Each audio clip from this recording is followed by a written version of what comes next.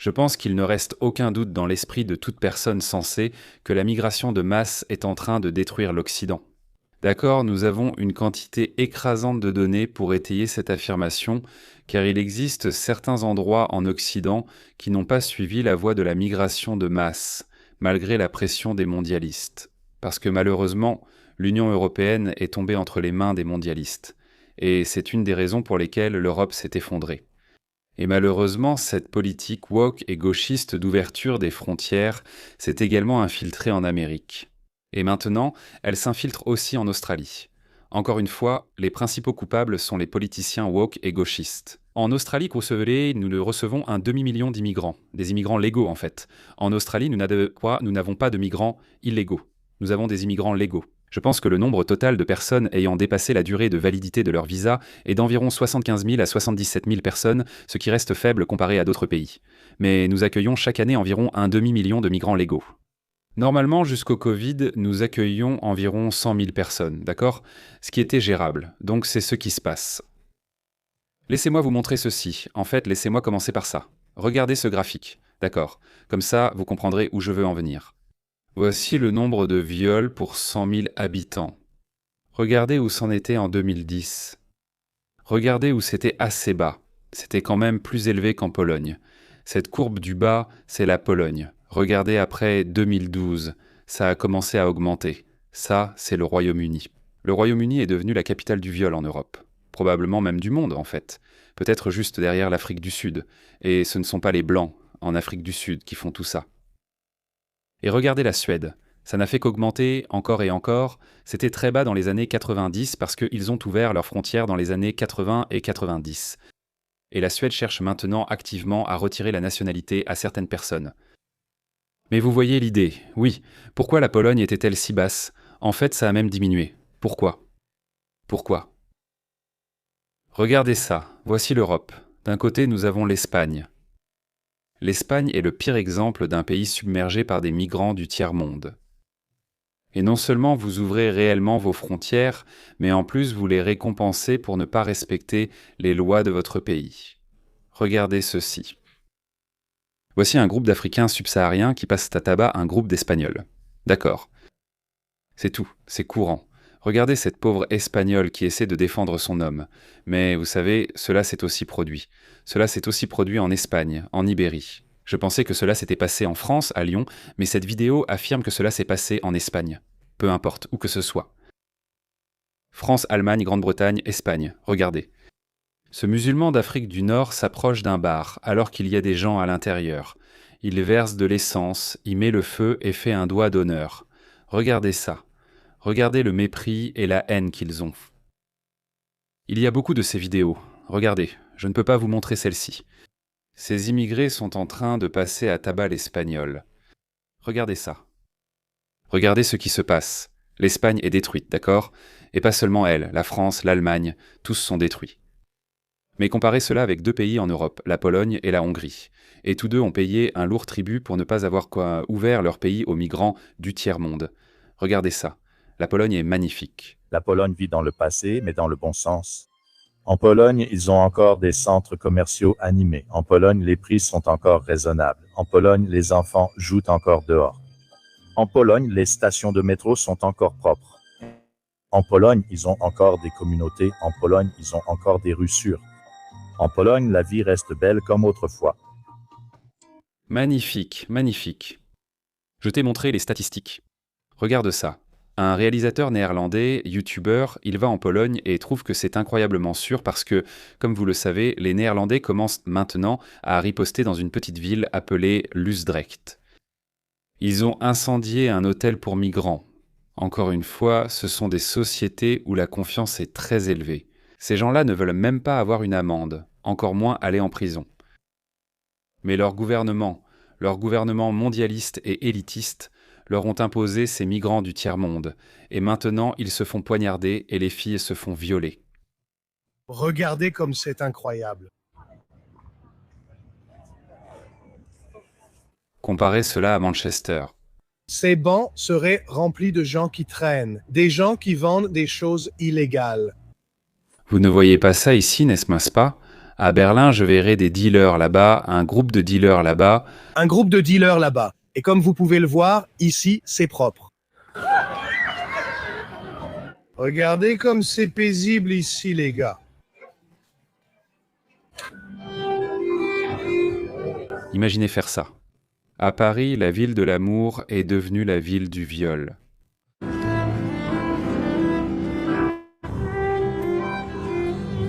Pas un seul consommateur de drogue, pas un seul dealer. Que se passe-t-il, par exemple, quand on se fait voler la nuit? Ici, Nous ne sommes pas à la porte. ça n'arrive pas ici. J'ai marché ici à... Cracovie et aussi dans la périphérie de Cracovie pendant peut-être 2-3 jours, 2 jours et demi, et je ne me suis jamais senti aussi en sécurité auparavant. Je l'ai moi-même vécu.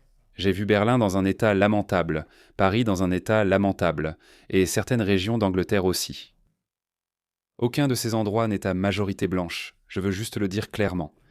Et puis je suis allé à Belgrade, en Serbie. Je suis allé à Prague, des villes qui ne sont pas ruinées par la migration sans frontières.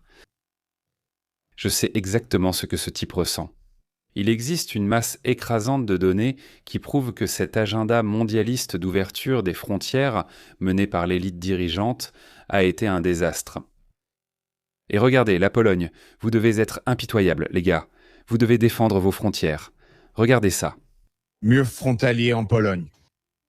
Et vous pouvez voir des gens qui découpent simplement la clôture frontalière et essaient de se faufiler à l'intérieur. On dirait qu'ils essaient de faire passer une sorte d'échelle. Ils ont aussi apporté l'échelle. 3 personnes en 15 secondes, 4 personnes en 15 secondes. Mais dans les 15 secondes suivant le passage de ces personnes à la frontière, des gardes armés arrivent immédiatement pour soit les détenir, soit simplement les raccompagner à l'extérieur de la clôture. La Pologne ne plaisante pas. C'est comme ça, c'est tout. Ils vont probablement les renvoyer en les faisant repasser par ce trou. Maintenant, comparez cela avec le Royaume-Uni. Là-bas, ils leur déroulent littéralement le tapis rouge. Regardez ça. Ils arrivent. Très bien, allez-y. Par ici, monsieur, s'il vous plaît, comme à l'aéroport. Qui aurait cru que si vous leur donnez un doigt, ils prennent le bras? Pedro Sanchez a régularisé un demi-million de sans-papiers. La semaine suivante, un autre million est arrivé. S'il les régularise, qu'est-ce que tu crois qu'il va se passer? 2 millions de plus vont arriver. Toute l'Afrique voudra vivre en Europe. Mais au passage, tu n'auras aucune main-d'œuvre. Toute une génération de femmes va devenir folle à cause du traumatisme. Demandez aux victimes britanniques des réseaux de prédation sexuelle. Tu vas avoir toute une génération d'hommes soit efféminés, soit tellement en colère que ça va finir par se transformer en violence politique.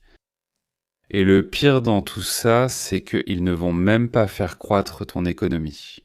Ton argument principal, c'est que, regarde, notre peuple ne fait pas assez de bébés. Notre pyramide des âges s'inverse. Donc on a besoin de main-d'œuvre, on a besoin de contribuables, parce que ça non plus, ça ne marche pas. C'est prouvé sans l'ombre d'un doute. Ces personnes représentent un fardeau fiscal net pour n'importe quel pays où elles vont. Ça, c'est le Royaume-Uni. Seules les personnes blanches sont des contributeurs nets au trésor public. Tous les autres sont un fardeau net. Les Asiatiques, sur une année, une personne asiatique coûte au gouvernement britannique 4 135 livres. Une personne noire coûte un peu plus, soit 4 500 livres. Les autres, 5 300 livres. Les personnes métisses, 5 500 livres. Seuls les blancs sont déficitaires de 1 444 livres. C'est une situation remarquable. Pas étonnant tout cela. Pas étonnant que leur dette augmente, car ils distribuent simplement de l'argent à ces personnes. Alors ils prennent un peu d'argent des impôts sur leur livraison Uber, Uber Eats ou peu importe. Et ensuite, en retour, ils leur donnent tout cela. Et à leur famille, car ils ont 4 femmes et plusieurs enfants. Quel système pyramidal. Quelle situation pathétique, vraiment pathétique. Mais regarde ça, la Pologne fait face à des critiques de l'UE pour ses politiques d'immigration strictes. Je crois que la Hongrie paie une lourde amende. Donc, seules la Hongrie et la Pologne n'ont pas cédé aux exigences de l'UE d'ouvrir leur pays à ces migrants du tiers-monde. La question de l'islamisation de l'Europe sous couvert de multiculturalisme a suscité inquiétude et débats houleux sur le continent. De nombreux pays européens, jadis favorables aux frontières ouvertes et sociétés multiculturelles, font désormais face aux conséquences inattendues de l'immigration massive depuis des pays majoritairement musulmans. La politique de répartition des immigrants, surtout ceux venant de pays islamiques, entre les États membres de l'Union européenne a causé de fortes tensions. La Pologne s'est imposée comme un opposant déterminé à cette politique, refusant d'accueillir des réfugiés du monde islamique. Ce refus a conduit à une condamnation par la Cour de justice de l'Union européenne pour violation des accords de l'UE. Au lieu de céder à la pression, la Pologne a renforcé sa position et est devenue une voix majeure dans l'Union européenne et le monde occidental. Bien joué, Pologne. Je ne peux pas te dire à quel point je suis fier de toi. La question de l'immigration musulmane illégale, la Pologne ne se limite pas au contrôle des frontières ou au changement démographique. Cela reflète un engagement plus profond à protéger son patrimoine culturel, sa souveraineté et son mode de vie dans un monde de plus en plus mondialisé. Et regardez ça. Qui peut oublier cette interview incroyable de Dominic Tassinski, qui a récemment été interdit par Tuti Akia d'assister au rassemblement de Tommy Robinson. Regardez cette femme ridicule. Combien de réfugiés la Pologne en a-t-elle accueilli? 0. Et vous en êtes fiers? Si vous me demandez au sujet de l'immigration illégale des musulmans, aucun, pas même un seul ne viendra en Pologne, pas même un seul si c'est illégal. Nous avons accueilli plus de 2 millions d'Ukrainiens qui travaillent, qui sont pacifiques en Pologne. Nous n'y résisterons pas. Ils sont culturellement proches, ils ne représentent pas une menace culturelle, ils sont très similaires, ce sont des voisins. Aucun problème. Nous n'accueillerons même pas un seul musulman parce que c'est ce que nous avons promis. Mais je n'ai pas parlé des immigrés illégaux, j'ai parlé des réfugiés. Et Jean-Claude Juncker, le président de la Commission, dit que vous êtes raciste. Vous semblez fier de n'avoir accueilli aucun réfugié. Je suis un culturaliste. Je ne sais pas quand cette interview a eu lieu, mais ça doit dater d'après l'invasion de l'Ukraine par la Russie. Donc, 2022. Ça a peut-être 3 ans. Excellent. Rien de mal à cela. Je suis culturaliste et souhaite protéger mon mode de vie. Ce n'est pas du racisme, c'est de l'instinct de conservation. Bien sûr, parce que c'est ce que notre peuple attend de notre gouvernement. C'est la première chose. C'est pour ça que notre gouvernement a été élu. C'est pour cela que la Pologne est si sûre. C'est la raison pour laquelle nous n'avons même pas eu une seule attaque terroriste. Regardez les rues en Pologne et on peut nous traiter de populistes, de nationalistes, de racistes. Je m'en fiche. Ce qui m'importe, c'est ma famille et mon pays. Les gars, c'est exactement l'attitude dont nous avons besoin de la part de chaque dirigeant occidental. C'est l'attitude qu'il vous faut. Il n'y a aucun mal à vouloir préserver votre mode de vie.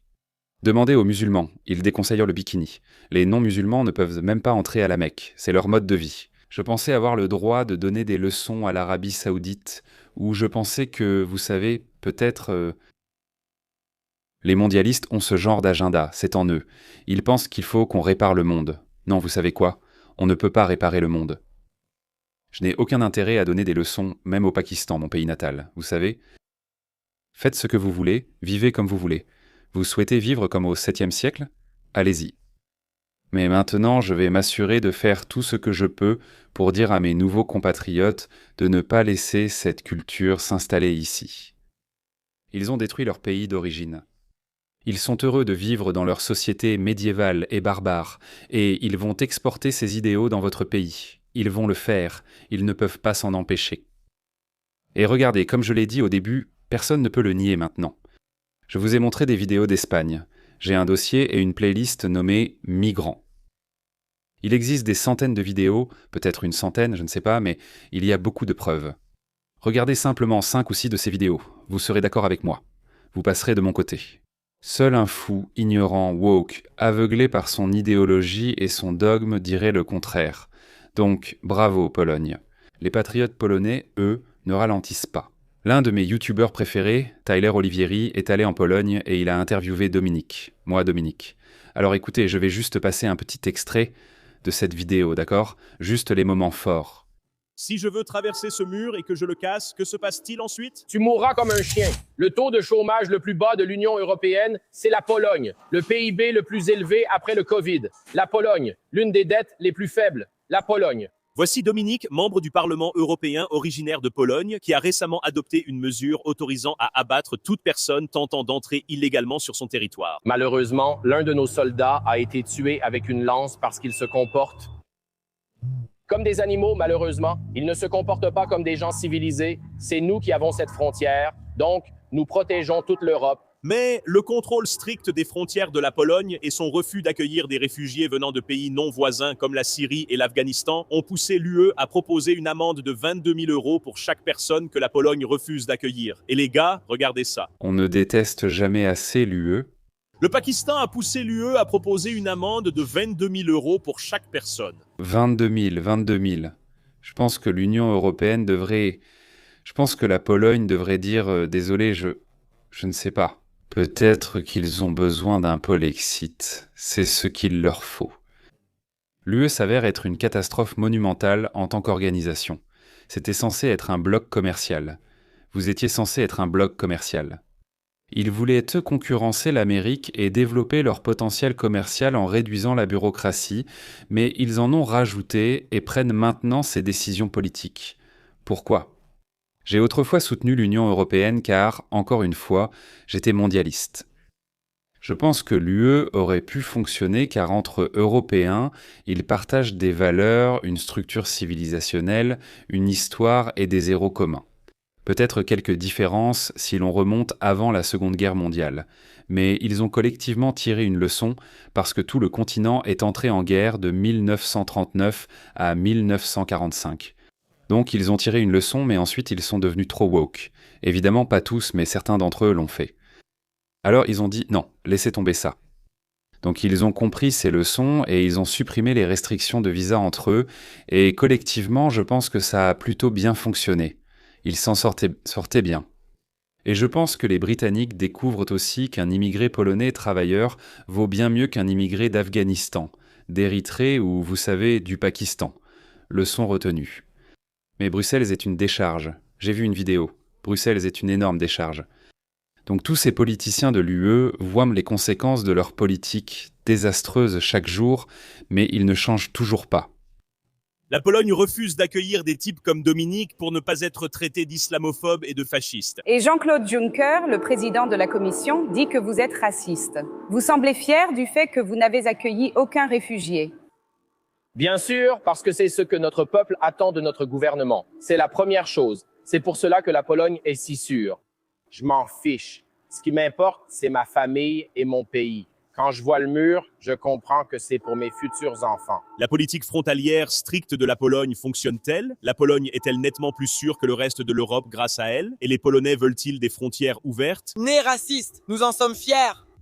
Et je ne veux vraiment pas d'immigrés dans mon pays, tu sais ? Merci, mec. Avant de rencontrer Dominique, je suis allé à Varsovie pour savoir ce que les habitants pensaient de la frontière polonaise et de leurs gardes-frontières. Donc oui, j'ai regardé toute la vidéo, elle est sur la chaîne de Tyler Olivieri. 17 millions de vues, waouh, ce gars est une légende. Donc c'est comme ça que nous devons être. C'est comme ça que chaque pays occidental doit être. Ne t'excuse pas pour ce que tu es, il n'y a aucune raison de s'excuser pour défendre ta façon de vivre.